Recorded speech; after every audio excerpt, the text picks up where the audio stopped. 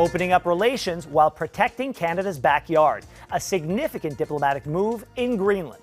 I'm Ben Mulroney. The West Block starts right now.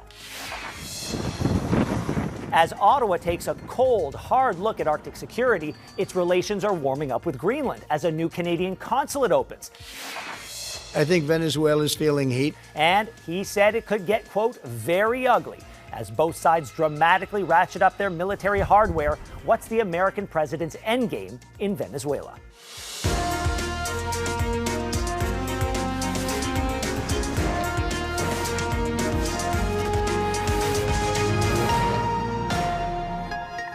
It's a delicate diplomatic dance. Take a hard stance on Canada's sovereignty while still stoking international relations. That's the balance Ottawa is attempting in the Arctic right now. The foreign minister underlined that at the G7 in Ontario last week. We have an Arctic foreign policy. The Arctic foreign policy contemplates greater engagement not just in Canada's north, but internationally as well. And so when we open a consulate in Greenland, we are expanding Canada's diplomatic footprint in another Arctic region.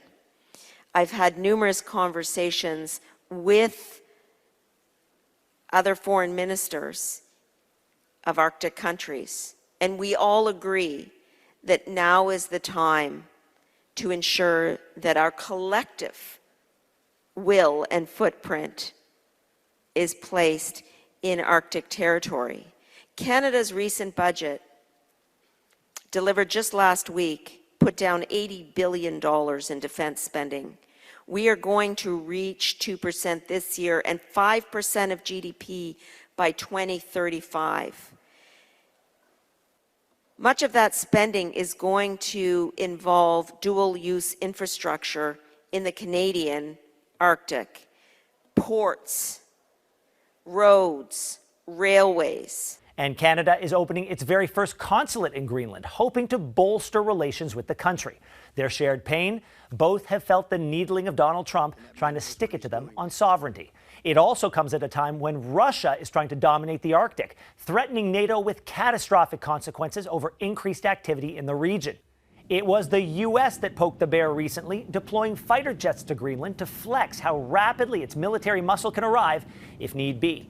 All this underlines the critical role Greenland, an autonomous territory of Denmark, plays in the north. And the opposition leader of Greenland, Pelle Broberg, joins us now. Mr. Broberg, welcome to the West Block. Well, thank you for having me. So tell me, what's your reaction to Canada adding a consulate in your country? Well, as I stated previously, finally, because we've been used to having Danish people acting as the consulate in place. Now we'll get a proper consul from Canada, and that I hope will bolster the political collaboration between our two countries. How have relations between our two countries been in the past? Do you feel we're a supportive southern neighbor? Well, first of all, I have to say that we are quite aware that this is maybe, let's call it a dawn of a new era. But you also have to remember that the way that Greenland has always been considered is that in a parenthesis, Denmark from the rest of the world. Now we are getting closer to independence. We are at least getting closer to global recognition of our right to self-determination. So we know that there are a lot of our friends and allies that both wants to make sure we stay friends and allies, but also that they feel that they need to protect us. So we are quite confident that this new era will be quite prosperous for everybody involved in the future. You know, a lot of headlines have been written about Greenland because of Donald Trump's perspective on Greenland. How were relations with the United States before Donald Trump? Well, you have to remember when we signed an agreement with the United States back in 2020, that was during Trump's first term. And that it had been a lot of years without any real progress because everything seemed to go from Washington to Copenhagen. And it was during Trump's first term that it actually went from Washington to Nuuk. And I'm quite sure that everybody also noticed that President Trump recognized our right to self-determination and that we should decide what we want to do in the future. But I'm quite sure that also everybody is quite anxious to actually figure out how we relate with the rest of the world, not just the United States. Well, to what then do you attribute that idea getting in his head that Greenland should become part of America? Well, I think one of the reasons why we might sound a little bit more, I would say, forgiving, is because that's the way we've been treated by Denmark. We were annexed by Denmark in 1953 after having been a colony for hundreds of years. So when people that don't know better with regards to history, they look back, they will see that the United States has tried to purchase Greenland several times. That's not just Donald Trump. So from Denmark's perspective, we've been a trading object for a long time. And in that respect, I can sense the frustration that it must have been to first use us as a trading object, and all of a sudden being seen as one must be quite horrifying for the Danes. For us, it's not pleasant, but we've been used to a lot worse from Denmark up until now. How did the people of Greenland react to those theories being floated by Washington? The way it was presented in Greenland was painting up a picture of fear, because the Greenlandic population was told we are about to be annexed and invaded by military forces. Nobody actually took the time to figure out how can this actually be used for greater collaboration with the U.S. And how are relations with the United States now? Well, for the most part, we have heard a lot of fear-mongering, especially during the election cycle and to form the current government, where they said we have to stand up to the U.S., it's an enemy. Now, even the Prime Minister of Greenland is saying, well, the U.S. is an important ally, and we actually want to have better relations with them. And from the opposition point of view, we have said that the whole time, including under the election cycle and when the first overtures, let's call them that, was made, where we said, well, it doesn't actually really matter what other people wants to do with us. What's important is how do we want to relate to them. And for Greenland, I think the most important security partner is still the United States. What you just said sounds very familiar to the Canadian experience. And let's go back to the relationship between Greenland and Canada. A lot of cooperation between us. Greenland has awarded a Canadian mining company permission to source critical minerals. And Nunavut and Greenland have established a joint committee to develop fisheries in Nunavut. Do you think this is just the beginning of joint resource cooperation? Do you think it's just to use an Arctic idea, tip of the iceberg?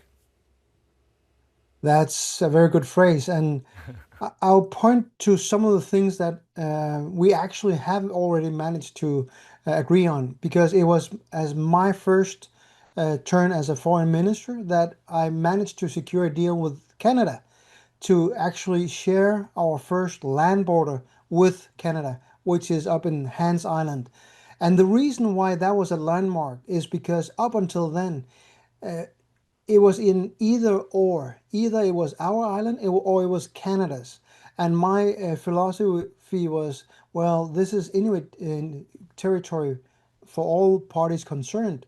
So why not just share it and then make sure that Inuit can travel freely across both parts of the island. So I think this is the first step of actually trying to have better relations with our family and friends that we call our, in Greenlandic, our Canadian neighbors, at least the Inuit part.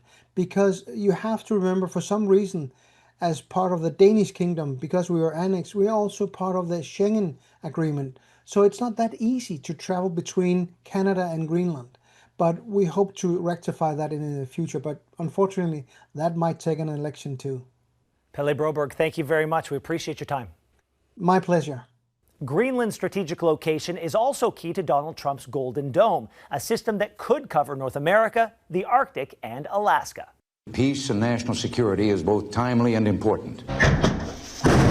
It's been a big shoot for the stars idea for decades. We could intercept and destroy strategic ballistic missiles before they reached our own soil or that of our allies. U.S. President Ronald Reagan was first to envision a virtual dome protecting America from threats coming from the sky. The 2025 cost estimate, according to the White House, around $200 billion for Donald Trump's Golden Dome. And according to the U.S. Congressional Research Office, more than $500 billion.